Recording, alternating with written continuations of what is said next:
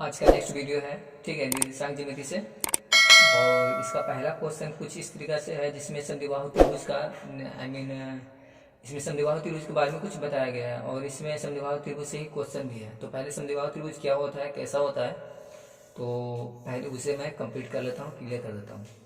तो ये देखिए समद्विबाहु त्रिभुज है, ठीक है, ये समद्विबाहु त्रिभुज है। तो समद्विबाहु त्रिभुज में ये होता है कि जैसे कि अगर ये दोनों कोण, अगर ये दो कोण इसमें बराबर होगा, ठीक है, अगर ये 45 है तो ये भी मान लीजिए कि 45 है, और जो बचा सो वो है। जैसे ये आ गया कितना, ये 90 डिग्री आया, तो अब इसका ये कितना आएगा, 90 डिग्री आएगा।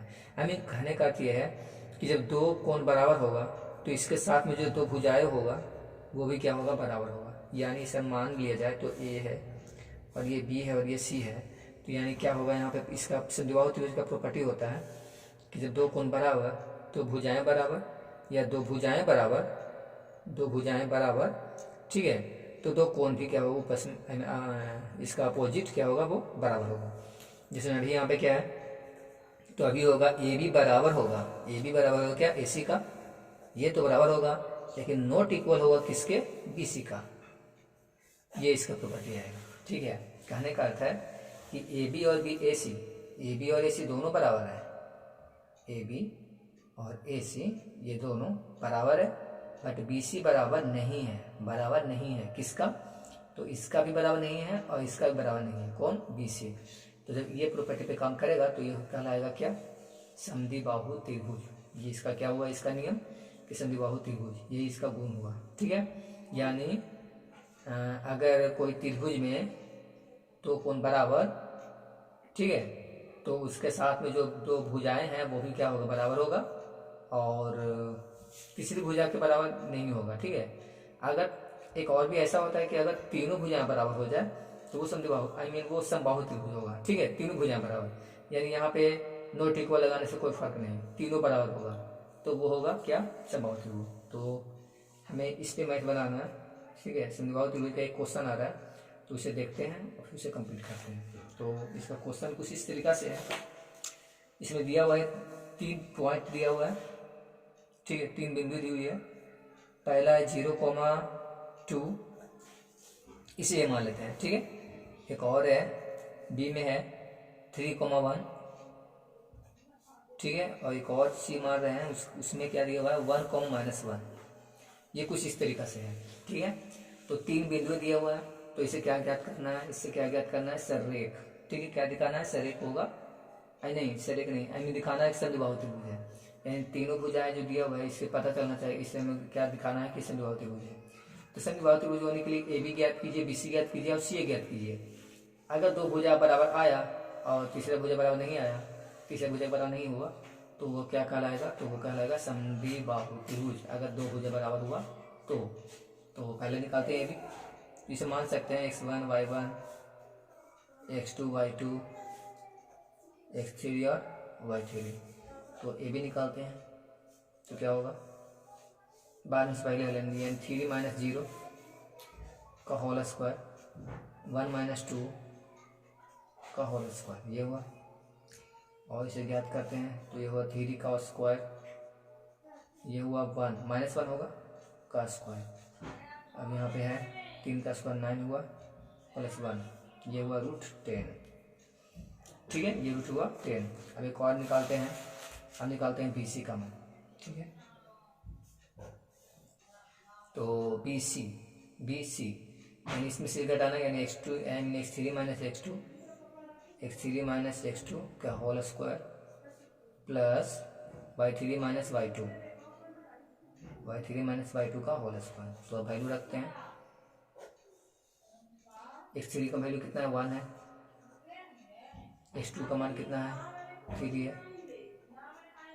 प्लस y3 का मान कितना, -1, और y2 का मान कितना है, 1 है, तो 1 लिख दिए। अब इसे और सोल्व करते हैं, ठीक है। तो इसे और जब सोल्व करूँगा तो ये होगा, ये -2 हुआ स्क्वायर, ये -2 हुआ इस पे, ठीक है, ये जुट कर ये आएगा -2। अब ये इस तरीका से है, इसे और सोल्व करते हैं तो ये आएगा 2 का स्क्वायर तो 4 हुआ, 2 का स्क्वायर तो 4 हुआ, यानी 8 हुआ। अब इसे निकाल सकते हैं, 4 दूना 8, 4 पे निकलेगा 2, और एक और मतलब सिंगल एक और 2 है वो नहीं निकलेगा, तो 2√2, यानी इसका आया 10, इसका आया 2√2। एक और निकालना पड़ेगा, ठीक है, उसे ज्ञात करते हैं, वो उससे पता चल जाएगा कि समद्विबाहु त्रिभुज है या नहीं है। तो उससे मैं ये यहाँ पे निकाल लेता हूँ, ठीक है, यहाँ पे, ठीक है। तो देखिए अब क्या है, ए भी ज्ञात हो चुका है, बी सी ज्ञात हो चुका है, अब ज्ञात करना है सी ए। अब सी ए ज्ञात करते हैं, ठीक है। तो सी ए बराबर होगा, मैं डायरेक्ट इसमें करता हूँ, तो सी ए यानी 0 में से 1 घटेगा या 1 में से 0 घटेगा, तो 1 हुआ। तो चलिए 1 का स्क्वायर, और फिर इसमें से घटाना है, यानी -1 में से 2 घटाना है, तो -3 हुआ, तो -3 का स्क्वायर, यानी 1 का स्क्वायर 1 हुआ और 3 का स्क्वायर 9 हुआ। ये दोनों से जुड़ जाएगा तो हो जाएगा 10। तो देखिए ए बी बी सी और सी ए, तो ए बी का मान था √10, बी सी का मान है यहाँ पे लिखा हुआ है, बी सी का मान कितना आया है, बी सी का मान आया है 2√2, ठीक है। और ए सी का मान आई मीन सी ए या ए सी का मान है √10।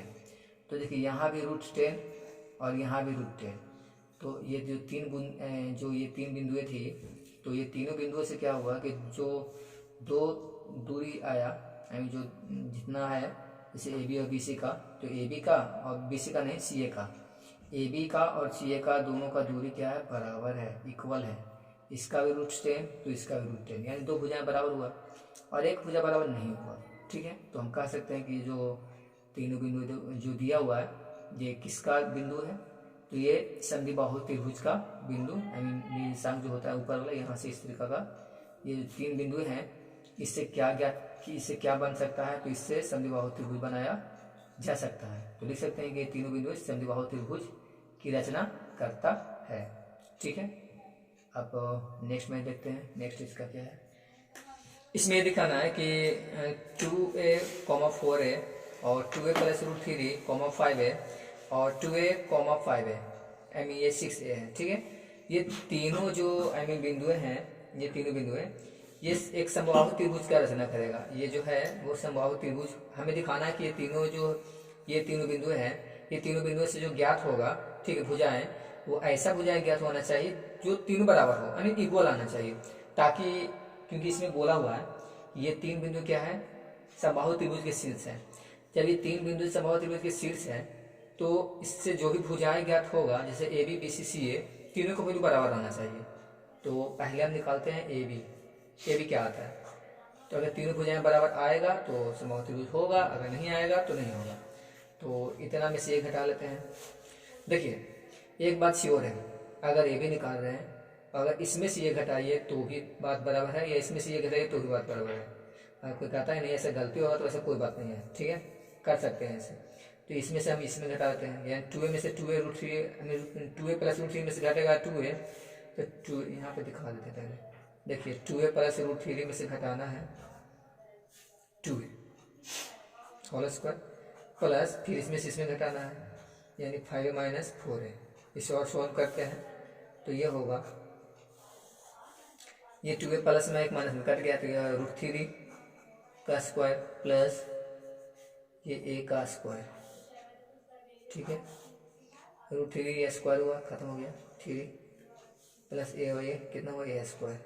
कुछ इसमें छूटा हुआ है शायद, इसमें कुछ छूटा हुआ है, इसमें क्या है 2a, इसमें भी 2a था, इसमें एक चीज़ शायद छूट गया है, ठीक है, इसमें शायद एक चीज़ इसमें छूटा हुआ है, और इसमें ये चीज़ छूटा हुआ है कि इसमें जो है इसमें भी a होगा, ठीक है, इसमें भी a होगा, छूट चुका है, इसमें भी a होगा, तो इसमें भी a होगा, तो यहाँ हो जाएगा √3 का स्क्वायर, तो आई मीन ये 3 हुआ, और a का स्क्वायर यानी 3a स्क्वायर, ये पहले से a स्क्वायर है।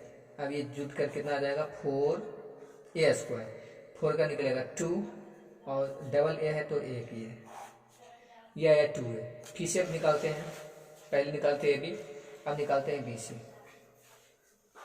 तो देखिए b से c के पास में जा रहे हैं, b c, यानी इसमें से घटा लीजिए, कोई दिक्कत नहीं है, तो इसमें से घटाते हैं, यानी 2a + √3a में से घटाना है 2a का होल स्क्वायर, फिर इसमें से घटाना है, यानी 5a - 6a स्क्वायर। यहाँ पे कटने लायक है तो ये कट गया, ये √3 का स्क्वायर आएगा तो आएगा 3, ठीक है, यहाँ पे 3 होगा, ये होगा ये स्क्वायर, ये प्लस ये घट जाएगा -a स्क्वायर होगा तो आएगा प्लस, यानी ये स्क्वायर, यानी कितना ये हो गया, तो 4a स्क्वायर, इसका निकल के आएगा 2a। ये 3 भुजाएं ज्ञात हो गया। अब एक और भुजा last, A B B C और सी ए, तो सी ए निकालते हैं, ठीक है, मैं पहले निकाल लेता हूँ फिर दिखा दूंगा, ठीक है। तो 2a माइनस 2a, ए में से सी को घटा, या सी में से ए को घटा रहे हैं, ठीक है, 2a minus 2a plus 4a minus 6a, और इसे सॉल्व करते हैं तो ये 0 का स्क्वायर हुआ, यहाँ पर स्क्वायर होगा, ये आएगा -2a का स्क्वायर, खत्म हो गया, ये हो गया 4a स्क्वायर, 4 का 2, ए का 2, डबल ए है तो सिंगल है, ये हुआ, ये हुआ और ये हुआ, तो तीनों भुजाएं क्या हुआ, बराबर होगा। ये इसका भी 2 आया है, इसका भी 2 आया, इसका 2 है, यानी हम यहाँ एक्सप्लेन करते हैं। जिसमें ये था ए बी था, तो ए बी का भी आया है 2a, बी सी का भी आया है 2a और सी ए का भी आया है 2a, ये तीनों बराबर आया है, ठीक है, तीनों क्या भुजाएं आया बराबर। और जब तीनों भुजाएं बराबर है तो हम कह सकते हैं कि त्रिभुज कैसा है, तो समद्विबाहु त्रिभुज, ये समबाहु त्रिभुज होगा। कि निर्देशांक को ज्ञात कीजिए जो बिंदुओं 4, -3 और 8, 5 को मिलाने वाले रेखाखंड को 3:1 यानी 3:1 के अनुपात में अंतः विभाजित करता है, ठीक है। ये कुछ इस तरीक़ा से है।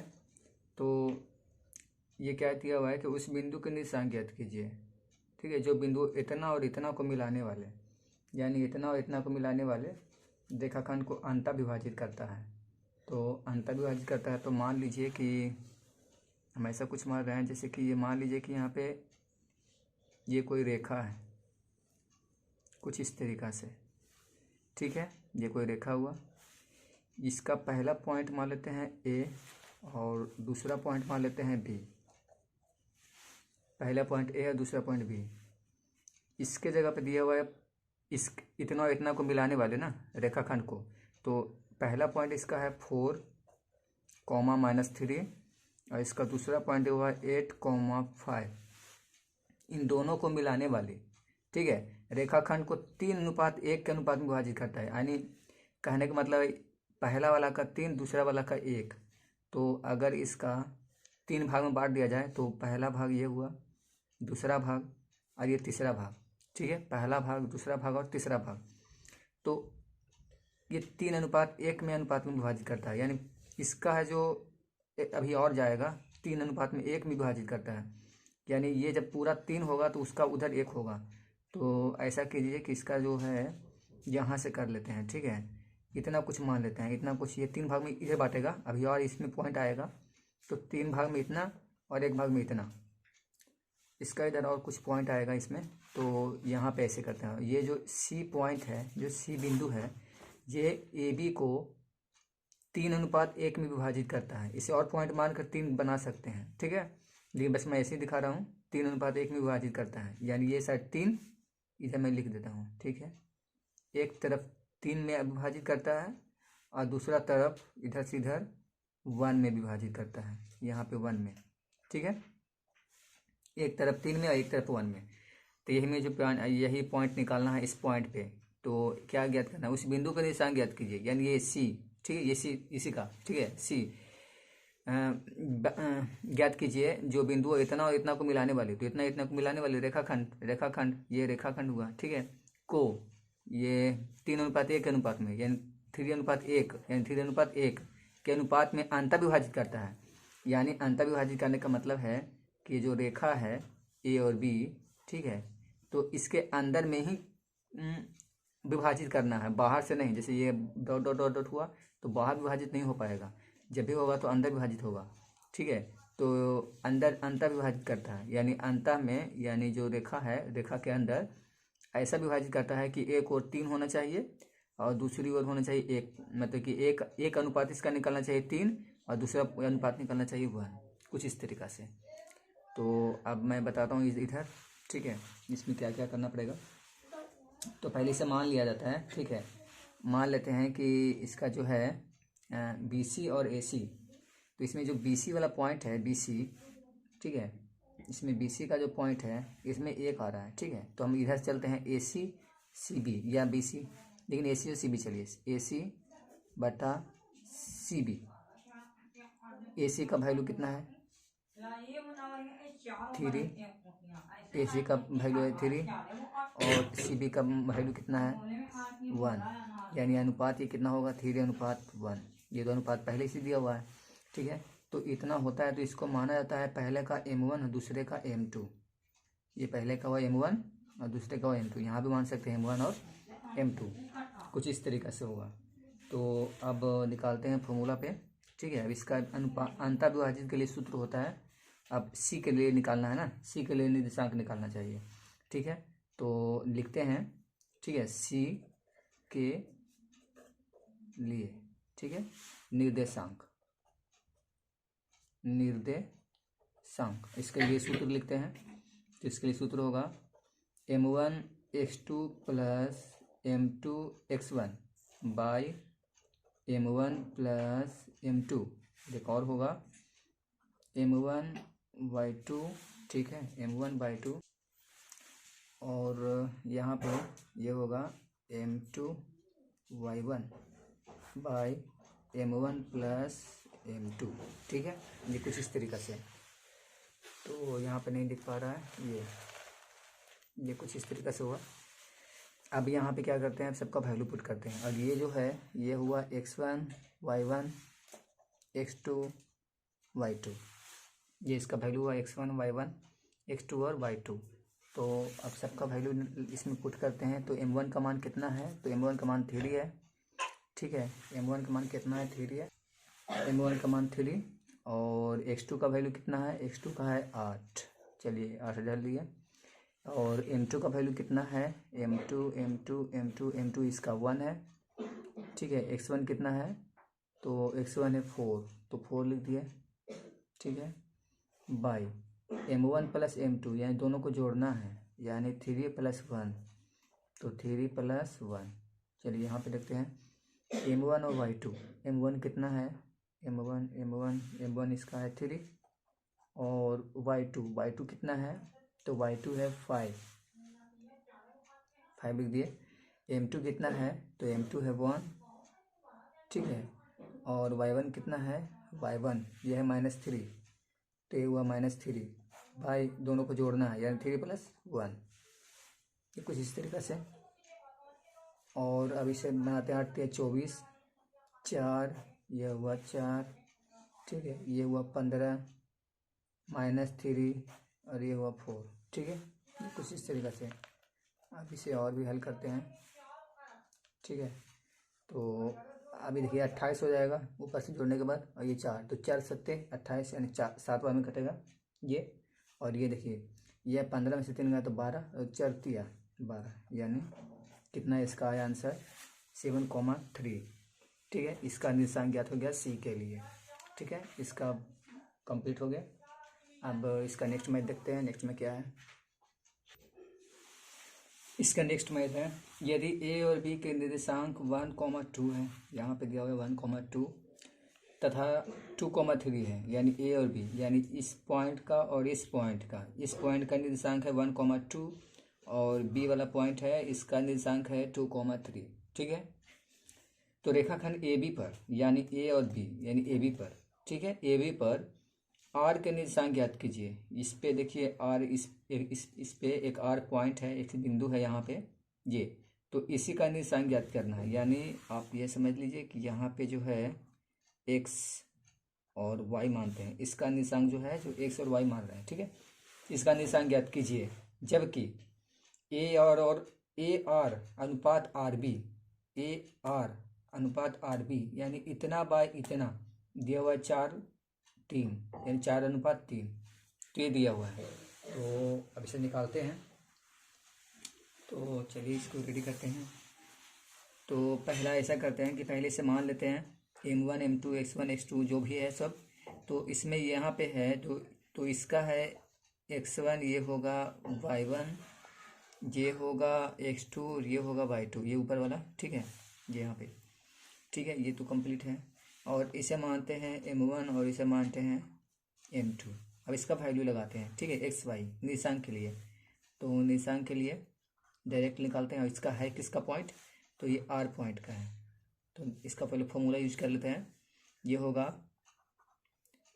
m1 x2 plus m2 x1 bye m1 plus m2। Next है m1 y2 plus m2 y1 bye m1 plus m2, ठीक है, यहाँ पे इस तरीके से। अब m1 का वैल्यू कितना है, तो 4, ठीक है, m1 का वैल्यू 4 है। x2 का वैल्यू है x2 का 2 है, प्लस m2 का वैल्यू 3 है, और x1 का वैल्यू है यहाँ पे 1।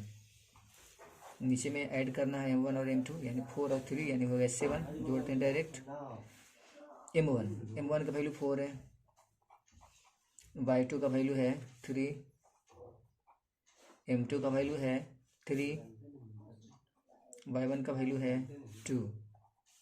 इसे जोड़ेंगे दोनों का, नीचे वाला का, ठीक है, तो ये 7 हो जाएगा, ठीक है। ये कुछ इस तरीके से आया। अब इसे 4 दूना 8, 3 एकम 3, 7 का 7 हुआ, 4 तिया 12, 3 दूना 6, ये 7 का 7 हुआ, ठीक है। अब इसे और आगे बढ़ाते हैं, तो ये हो गया 11/7 और ये हो गया 18/7। ये इसी का आया निर्देशांक, ठीक है, इसका। तो यही इसका आंसर हुआ, ठीक है। अब तो नेक्स्ट टॉपिक चलते हैं। नेक्स्ट में क्या है, ठीक है, नेक्स्ट देखते हैं इसका नेक्स्ट है बिंदु 2, और 5, 6 को, ठीक है, 5, 6 को मिलाने वाले रेखाखंड को एक्स अक्ष, ठीक है, एक्स अक्ष किस अनुपात में बांटता है। यहाँ पे लिखा हुआ है एक्स अक्ष। एक्स अक्ष लिखने का मतलब ये है कि आपका एक्स तो रहेगा बट 0 होगा वाई, ठीक है। अगर वाई अक्ष बोले तो उसमें वाई रहेगा बट एक्स रहेगा 0। एक्स अक्ष बोल रहा है यानी वाई 0, और वाई अक्ष बोलेगा यानी एक्स 0। यहाँ पे बोला जा रहा है एक्स अक्ष यानी वाई 0। अब इसका वैल्यू निकालना है। तो अब जब इस तरीके से वैल्यू निकालना है, इसका क्या करना है, किस अनुपात में बांटेगा। तो यहाँ पे एक मेन टॉपिक यही है, बस इसका अनुपात निकालना है। तो बस अनुपात निकालना तो कुछ इस तरीका से कीजिए, कुछ इस तरीका से, जैसे कि एक रेखा पढ़ते हैं। ये इसका रेखा हुआ, यहाँ पे 2,3 -3, और यहाँ पे 5,6, ठीक है। इसे मान लेते हैं ए, और ये हुआ बी, ठीक। ये पॉइंट ए है और ये पॉइंट क्या है, बी है। अब किस अनुपात में बांटेगा हमको पता ही नहीं है, ठीक है। तो अभी अनुपात हम यहाँ पे कहीं ना कहीं तो बिंदु जरूर यहाँ पे आएगा। तो चलिए यहाँ पे मान लेते हैं, और इसका भी कुछ होगा, इसका भी कुछ होगा। तो इसके मान लेते हैं 1 और इसे मान लेते हैं k, यानी 1:k मान रहे हैं कि ये बांटेगा 1:k में, या कुछ भी नहीं कर सकते हैं तो AP/PB तो ही हो जाएगा, ठीक है। खैर यहाँ पे 1:k में विभाजित किए हैं, अभी मान रहे हैं, ठीक है। अब इसका हल करते हैं। तो हमें क्या करना है, अनुपात बस निकालना है कि किस अनुपात में बांटेगा। हमको बस खाली रेशियो पता करना है। तो जब बस हमें रेशियो पता करना है तो ऐसा कीजिए कि हमें चाहिए क्या, वाई वाला क्या चाहिए, 0, ठीक है। वाई वाला 0 दिया हुआ है ना, तो वाई वाला भी यहाँ से वैल्यू पुट कीजिए, सबसे सिंपल से बन जाएगा, ठीक है। ये हुआ y1 और ये हुआ y2। यहाँ से वाई का यूज करने से काफ़ी आसानी से बनेगा। तो यहाँ पे वाई का फॉर्मूला लिखते हैं। तो वाई वाला तो यहाँ पे 0 है, ठीक है। पहले जैसे जैसे यहाँ पे देखिए एक्स और वाई होता, यहाँ पर से पी के लिए अगर निर्देशांक निकाला जाता तो एक्स वाई होता, और यहाँ पे होता m1 x2 m2 x1 bye m1 plus m2, और एक और होता m1 y2 plus m2 y1 bye m1 plus m2, ये होता। लेकिन हमें क्या चाहिए, y हमें क्या दिया हुआ है, 0 दिया हुआ है, तो y वाला ही लेकर चलिए, ठीक है। तो इसे छोड़ दीजिए, इसे यूज नहीं करना है और ना ही इसे यूज करना है, बस ओनली इसे और इसे यूज करना है। क्योंकि मुझसे बस इसमें दिया हुआ क्या, बस मुझे क्या निकालना है, अनुपात निकालना है। तो y का तो रेशियो क्या दिया हुआ है, यहाँ पे y का निर्देशांक दिया हुआ है 0, तो 0 से चलते हैं, ठीक है। ये 0 हुआ, ये क्या है M1/2, यहाँ से y का लेंगे plus M2/1 by M1 plus M2। अब यहाँ से इस तरह से मल्टीप्लाई होगा तो ये 0 में आएगा, यानी हो गया यहाँ पे 0 बराबर M1/2 प्लस M2/1। तो मैं कह सकता हूँ, हम लोग कह सकते हैं कि जब भी अगर अनुपात निकालने के लिए रहे, ठीक है, जब भी अनुपात निकालने के लिए रहे और कोई एक अक्ष अगर आपका 0 है, जैसे कि अगर y अक्ष 0 हो तो इस तरीके से बनाइए, अगर x अक्ष 0 तो बस इसमें x चेंज कर दीजिए। तो ये फार्मूला को आप यूज कीजिएगा, ठीक है, वो काफ़ी आसानी से और एक ही बार में तुरंत बन जाएगा, ठीक है। तो मैं इसी का यूज करके बनाता हूँ और फिर से एक अलग इसी का मैथ का एक शॉर्ट पार्ट बताऊंगा ताकि वो आसानी से बन जाए। तो इसका देखिए कुछ इस तरीक़ा से हुआ।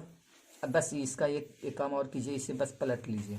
तो ये हुआ M1/2 प्लस M2/1 बराबर 0।